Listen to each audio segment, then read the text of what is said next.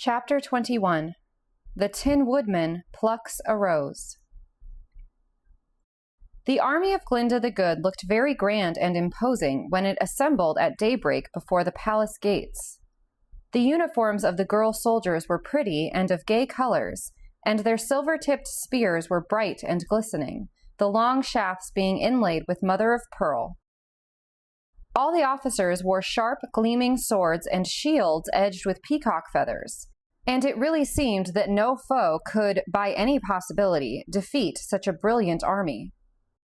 The sorceress rode in a beautiful palanquin, which was like the body of a coach, having doors and windows with silken curtains, but instead of wheels, which a coach has, the palanquin rested upon two long horizontal bars, which were borne upon the shoulders of 12 servants. The Scarecrow and his comrades decided to ride in the Gump in order to keep up with the swift march of the army. So, as soon as Glinda had started and her soldiers had marched away to the inspiring strains of music played by the royal band, our friends climbed into the sofas and followed. The Gump flew along slowly at a point directly over the palanquin in which rode the sorceress. "Be careful," said the Tin Woodman to the Scarecrow, who was leaning far over the side to look at the army below. "You might fall." "It wouldn't matter," remarked the educated Wogglebug. "He can't get broke so long as he is stuffed with money." "Didn't I ask you?" began Tip in a reproachful voice. "You did," said the Wogglebug promptly, "and I beg your pardon. I will try to restrain myself." "You'd better," declared the boy. "That is, if you wish to travel in our company." "Ah, I couldn't bear to part with you now," murmured the insect feelingly, so Tip let the subject drop. The army moved steadily on, but night had fallen before they came to the walls of the Emerald City. By the dim light of the new moon, however, Glinda's forces silently surrounded the city and pitched their tents of scarlet silk upon the greensward. The tent of the sorceress was larger than the others, and was composed of pure white silk, with scarlet banners flying above it. A tent was also pitched for the Scarecrow's party, and when these preparations had been made with military precision and quickness, the army retired to rest. Great was the amazement of Queen Ginger next morning when her soldiers came running to inform her of the vast army surrounding them. She at once climbed to a high tower of the royal palace and saw banners waving in every direction, and the great white tent of Glinda standing directly before the gates. "We are surely lost," cried Ginger in despair, "for how can our knitting needles avail against the long spears and terrible swords of our foes?" "The best thing we can do," said one of the girls, "is to surrender as quickly as possible before we get hurt." "Not so," returned Ginger more bravely. "The enemy is still outside our walls, so we must try to gain time by engaging them in parley. Go you with a flag of truce to Glinda, and ask her why she has dared to invade my dominions, and what are her demands." So the girl passed through the gates bearing a white flag to show she was on a mission of peace, and came to Glinda's tent. "Tell your queen," said the sorceress to the girl, "that she must deliver up to me old Mombi to be my prisoner. If this is done, I will not molest her farther." Now when this message was delivered to the queen, it filled her with dismay, for Mombi was her chief counselor, and Ginger was terribly afraid of the old hag. But she sent for Mombi and told her what Glinda had said. "I see trouble ahead for all of us," muttered the old witch after glancing into a magic mirror she carried in her pocket. "But we may even yet escape by deceiving this sorceress, clever as she thinks herself."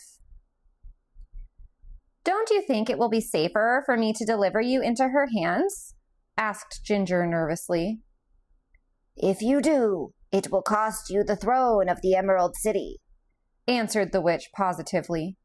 "But if you will let me have my own way, I can save us both very easily." "Then do as you please," replied Ginger. For it is so aristocratic to be a queen that I do not wish to be obliged to return home again, to make beds and wash dishes for my mother." So Mombi called Jellia Jam to her and performed a certain magical rite with which she was familiar. As a result of the enchantment, Jellia took on the form and features of Mombi, while the old witch grew to resemble the girl so closely that it seemed impossible anyone could guess the deception. "Now," said old Mombi to the queen, "let your soldiers deliver up this girl to Glinda. She will think she has the real Mombi in her power, and so will return immediately to her own country in the south." Therefore, Jellia, hobbling along like an aged woman, was led from the city gates and taken before Glinda. "Here is the person you demanded," said one of the guards, "and our queen now begs you will go away, as you promised, and leave us in peace." "That I will surely do," replied Glinda, much pleased, "if this is really the person she seems to be." "It is certainly old Mombi," said the guard, who believed she was speaking the truth. And then Ginger's soldiers returned within the city gates. The sorceress quickly summoned the Scarecrow and his friends to her tent, and began to question the supposed Mombi about the lost girl Ozma. But Jellia knew nothing at all of this affair, and presently she grew so nervous under the questioning that she gave way and began to weep, to Glinda's great astonishment. "Here is some foolish trickery," said the sorceress, her eyes flashing with anger. "This is not Mombi at all, but some other person who has been made to resemble her. Tell me," she demanded, turning to the trembling girl, "what is your name?" This Jellia dared not tell, having been threatened with death by the witch if she confessed the fraud. But Glinda, sweet and fair though she was, understood magic better than any other person in the land of Oz. So, by uttering a few potent words and making a peculiar gesture, she quickly transformed the girl into her proper shape, while at the same time, old Mombi, far away in Ginger's palace, suddenly resumed her own crooked form and evil features. "Why, it's Jellia Jam!" cried the Scarecrow, recognizing in the girl one of his old friends. "It's our interpreter," said the Pumpkinhead, smiling pleasantly. Then Jellia was forced to tell of the trick Mombi had played, and she also begged Glinda's protection, which the sorceress readily granted. But Glinda was now really angry, and sent word to Ginger that the fraud was discovered and she must deliver up the real Mombi or suffer terrible consequences. Ginger was prepared for this message, for the witch well understood, when her natural form was thrust upon her, that Glinda had discovered her trickery. But the wicked old creature had already thought up a new deception, and had made Ginger promise to carry it out. So the queen said to Glinda's messenger, "Tell your mistress that I cannot find Mombi anywhere, but that Glinda is welcome to enter the city and search herself for the old woman. She may also bring her friends with her if she likes, but if she does not find Mombi by sundown, the sorceress must promise to go away peaceably and bother us no more." Glinda agreed to these terms, well knowing that Mombi was somewhere within the city walls. So Ginger caused the gates to be thrown open, and Glinda marched in at the head of a company of soldiers, followed by the Scarecrow and the Tin-Woodman, while Jack Pumpkinhead rode astride the Sawhorse, and the educated, highly magnified Wogglebug sauntered behind in a dignified manner. Tip walked by the side of the sorceress, for Glinda had conceived a great liking for the boy.